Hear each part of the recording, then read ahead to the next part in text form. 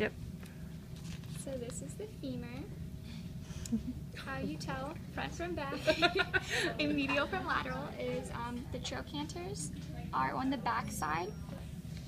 So the front's a little smoother, so it's anterior. The head is always more medial, so that's going to go in your hip. Okay, so the head, the fovea capitis is the little eyeball. The neck is the constricted region. These are the trochanters.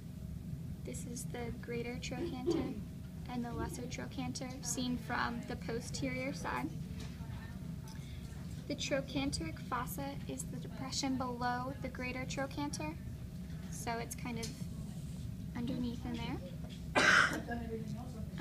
Next we have the intertrochanteric line, so that's seen from the anterior side. So that connects the greater and the lesser trochanters. It's a very faint line. Going back to the posterior side between the greater and lesser trochanters is the intertrochanteric crest. So that's more prominent than the line on the anterior side.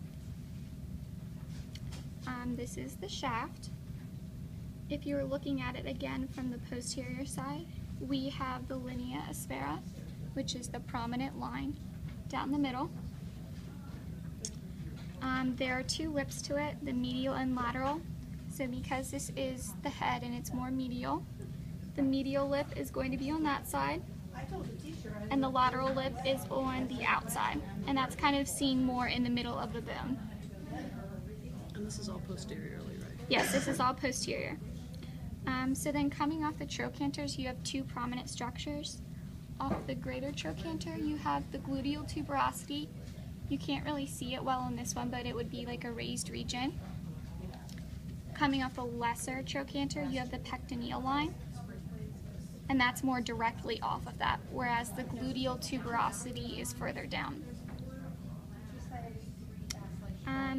When we come down towards the bottom, so we said we had the medial and lateral lips. This becomes the medial supracondylar line, and on the lateral side is the lateral supracondylar line. And those are toward the bottom. So we're still on the posterior side. We have our nutrient canal or nutrient foramen.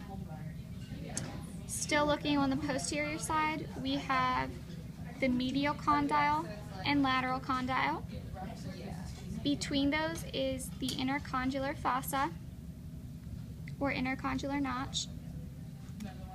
The kind of ridge between the notch is the intercondylar line, so that's at the top of that. Then we have the epicondyles. So again, looking at the head, we know this is the medial condyle. The epicondyle is slightly to the outside. Above that is the adductor tubercle, and again, that's kind of coming off the medial supracondylar line. This was the lateral condyle, and slightly above that is the lateral epicondyle. We have on the anterior side the patellar surface, which is the very smooth region.